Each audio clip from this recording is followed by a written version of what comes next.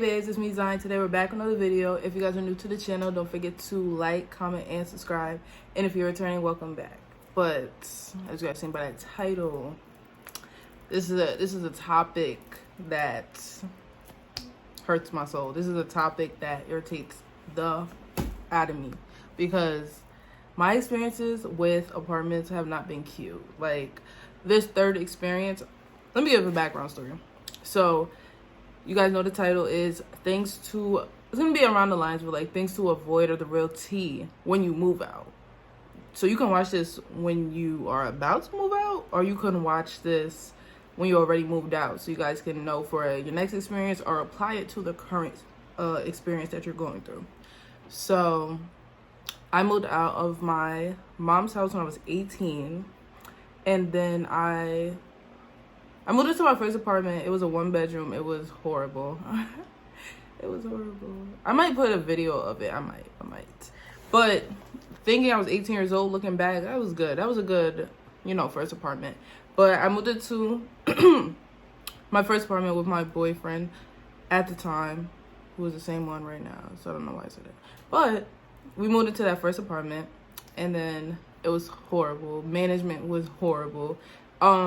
Then we moved out of that apartment. We stayed there for 2 years. Then we moved out of that apartment into a new apartment. It was so nice. It was so nice. We're going to add neighbors plus management to that one.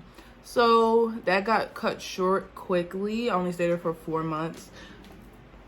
It was an 11-month lease, and to this day, I can't even tell you guys why it was only 11. And I can't tell you guys why it was only an 11th-month lease. I don't even know why. But he said something. I wasn't even paying attention, which I'll get to paying attention. But we moved out of there, and I'm currently where I am right now. It is a 2-bedroom apartment. It's really nice, and the only thing that irritates me is at night it's a little loud. But other than that, it doesn't really compare to the other apartments. So I'll take it. And I don't get bothered by nobody, no management, no landlord, or nothing. So I'll take it. But back to the video. So I'm gonna give you guys some tips and putting y'all onto some things that I learned while I have an apartment. So stay tuned, get your popcorn, and yeah, actually get your notebooks, get your note app, and write this down, because title this "When I Move Out," or just title this "When I Move Out, Things to Remember," or something like that, because this is not the cute video. This is like real life experience. So I'm looking down at this paper. I plan everything out. So I'm looking at this, if you guys see me looking down, but yeah. So my first tip is going to be to read your lease, okay? My first tip, the most important one, read your lease.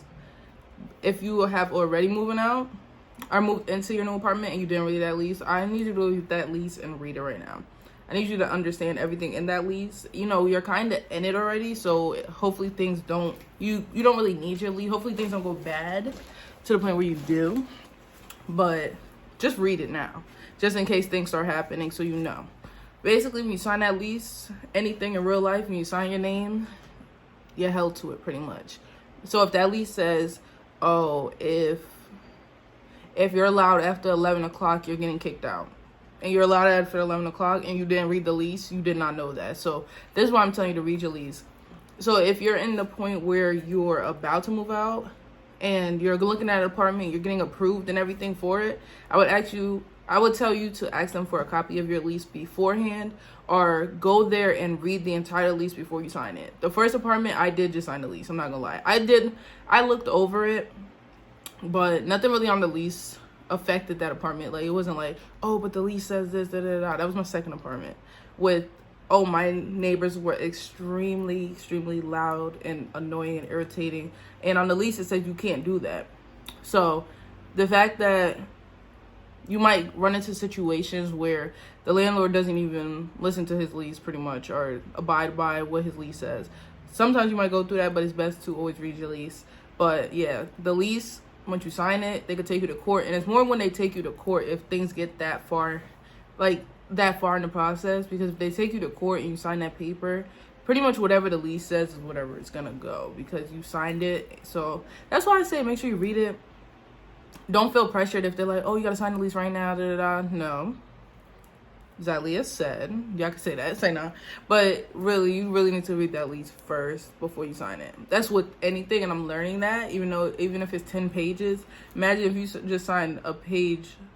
Imagine if you just signed a lease for 10 pages that said, oh, if you, like, cook dinner, you're getting kicked out. Like, I'm not trying to be funny, but I'm trying to be funny. So you can see that reading your lease is important because it has what to do and what to not do. And even for the case where if your landlord isn't doing something, like say you're supposed to have running water or something, and you don't, and the lease says that, you can take him to court for it because he signed the lease too. Because you gotta get these landlords, because some of them be really trash, pretty much. That's all I've had. It's trash landlords.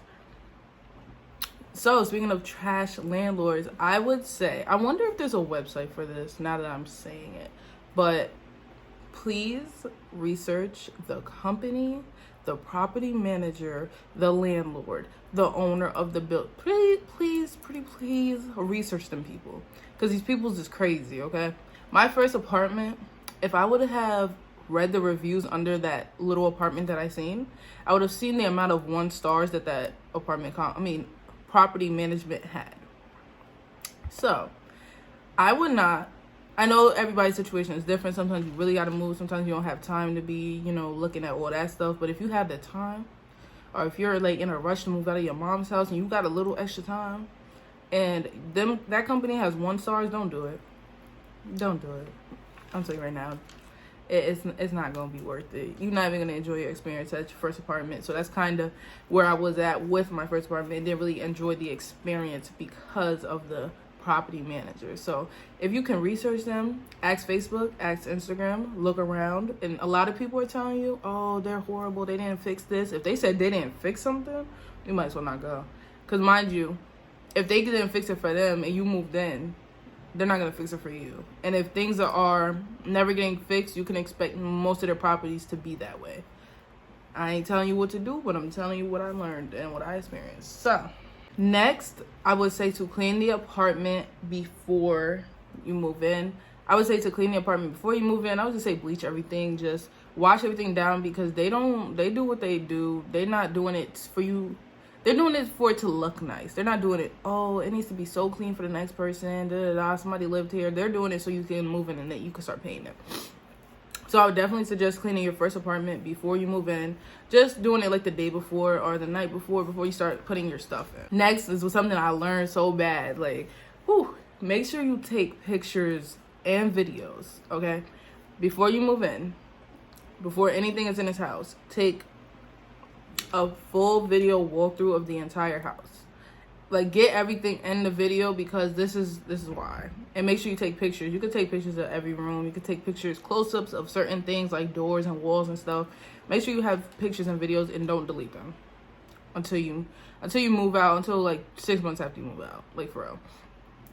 Because what these people do is, once you go to leave, they'll say, oh, you damaged this, you damaged that, you did this, you did that. But if you have the recording or the pictures of it before, and make sure you take pictures and videos after you move out.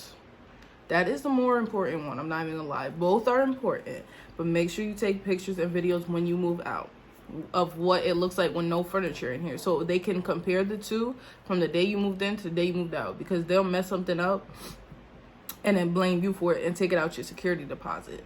So that is a tip. Pictures and videos of everything. If something goes bad, if something goes wrong, if they have to fix something, take a picture before, text them, or email them or something like that, so you have everything in writing in case things get to the court level, which they have for me, but I'm in the process, so I'm not going to talk about it too much. Have pictures and videos of everything. I think that's what I was saying. I got sidetracked. There's a crack in the wall and you just moved in. As long as you have that picture that shows the date and the time, and you have nothing in here, and then you move out and they're like, oh, you put this on the wall, I'm gonna charge you $200. As long as you have that picture, you can take them to court for it, boom. Simple. Because they really try to play you. They really try to take your money. Like, they don't have multiple properties. So it's a little bad out here. It's a little rough. So then my next thing I kind of touched on, it was keep a record of everything. I still have text messages from my previous landlord. I'm not getting rid of those yet until I feel comfortable. I'm gonna wait a year. I'm not even gonna lie. That's just gonna sit there just in case anything was to pop up. But you don't have to keep it that long. I get in my head too much, and I like to keep everything for my reasons. But when my first apartment, I still have the pictures, the videos, and the, like, they had an app where you could text them when things went wrong or something like that. I have screenshots of all that because they kicked me out as soon as I, left that apartment. So I would recommend to keep screenshots of everything, emails and everything, or just in case. I say screenshots because I be deleting stuff on accident, and then say you go back and you in court or something, or say you just trying to find the pictures and it's gone. That's what happened to me. I was so sad. But I have majority of them, but you just want to keep them. And my first apartment is the one that I have a court situation going on, and this is where I learned to make sure you take pictures and videos of everything, because they'll try to get you. I'm a living proof. They trying to get me. So my next thing, which is real life, and yeah, the apartments are cute or whatever, save some money before you move. I kind of moved because I had to, and I kind of moved off of, it was very, very last minute. I mean, like, the next day I was looking for apartments out of nowhere. Gratefully at the time, my boyfriend had a job, and gratefully I was doing hair like full time. Like, so I was getting full time money pretty much. Save money because a lot of things will start going wrong quick. And it's not to be a joke, it's like for real, for real. It's like anything with a car or an apartment. Just expect to have to pay a lot of things that you did not add in. If you're ever late on something, there's late fees, so you gotta add in a lot of stuff. I would just say save a lot of money. To start your apartment, I would say at least have $4,000 to $5,000 for the apartment, because you gotta pay your first month of rent and you have to pay your security deposit. So that will leave you like $3,000. That's not even enough, but that's just a start. As long as you're having a consistent job all throughout, you should be fine. I just don't want you to go in, oh, I got exactly the rent and the security deposit. Girl, when you move in, you're gonna need furniture, you're gonna need cleaning supplies, you're gonna need food. Like, you're gonna need a lot of money. I just wanted to throw that in there because a lot of people just think it's easy, and it's not. It's not. So my next tip with saving money is to go to Dollar Tree, Family Dollar, Walmart, then Target. So now, go to the cheap places first, because they really be having a lot of nice home decor and home things that you can use. Honestly, you're not in your like dream home yet. The same stuff at Dollar Tree, Big Lots, what I just said, Walmart, their stuff is pretty decent for you to be moving out like your first time. And I had to realize that because I always want everything fancy and new, but it is new still, so it is affordable. Like, say a glass cup, you see it on Target for $30, and then Dollar Tree has the same cup for $2. Half the time, all them glasses gonna break anyway in the moving process and all that. Like, I would just say to go to Dollar Tree. Go not cheap. I don't want to say cheap, but it's like, you don't need to buy $50 cups. Like, there's other things that are gonna need a lot of your money, including furniture. So I would say, just try to go for the little things, go to the little places, Family Dollar, Dollar Tree, Walmart, stuff like that. All right, next, this is my favorite thing in the world. I love my calendar. I have a problem. I feel like it's because I know it keeps me organized. I have an actual whiteboard, and I write all my bills on it. So that's my next tip, is to get a calendar, a big calendar. It could be a paper or a whiteboard. Write out all your bills so you know every month when your bills are. I color code it. So I put like my bills in one color, I put my appointments in another color, and any other things I put it in a different color so I can know what's going on. I think that's the biggest tip, because you will start getting a lot of bills. You probably start getting credit cards. You'll probably start having a lot of appointments that you got to keep record of, not your parents no more. So I'll just say to get that, to stay organized. Next, when you're going to sign that lease, or when you're going to view that apartment, ask any and all questions, because you don't want to sign the lease and be like, oh, do you accept pets? And it's like, girl, that's the first question you're supposed to ask before you sign that lease. Because if they said no and you have like 2 little cats, hey, them cats not going nowhere. But yeah, so ask any questions you may have before you move in. Even if you think it's a dumb question, please. Like, say you want to ask, oh, do you guys like do the trash or something, or collect the trash? Like, ask all these questions so you know beforehand. Don't wait till you move in and then you confused as heck, like, what's going on? Or like, do you have free parking? Do you need a parking permit? And then you go outside, your car is gone. Like, ask these questions beforehand. Next, I would say go with your gut when it comes to these apartments. If you look at an apartment and it looks a little trashy, or it looks ugly, or it looks like a piece of shit, just don't do it. Even if the rent is like $200, don't do it. Especially if the rent's not. I said if the rent, especially if the rent is mad cheap and the apartment doesn't look right, don't settle for anything. And this is my last tip. Don't settle if you don't have to, because you're gonna live there for at least a year, and if it already looks a little shitty, it's kind of like, what do you expect when you move in? It's like they don't care for the apartment. You can tell if they. Let me tell you real quick. I had somebody show me an apartment when there was literally dog pee on the floor, saying, "Oh, it'll be cleaned up." But really, that's how you show the apartment? That's a little odd. So, and I was almost desperate enough to move in there because at the time there was no apartments and I had to move. I was not staying in that apartment. I'm glad it did not work out because they actually had requirements that were extremely too high for that situation anyway. But it didn't work out, so that was good. I got this beautiful apartment for the same price, but whatever. But yeah, if you don't have to settle, if it's not like you have to move out tomorrow type, I would just say keep looking. It's gonna be annoying, but just keep looking, because you rather live somewhere where you like it a lot better than to live somewhere where it's okay. And that's what I have to deal with. Is I was settling, so I wasn't liking the apartments after 2 months, and I struggled with like a lot of anxiety and depression. And if where I'm living is not it affects my mood. So I would just say don't settle if you don't have to. But yeah, so I was talking a lot.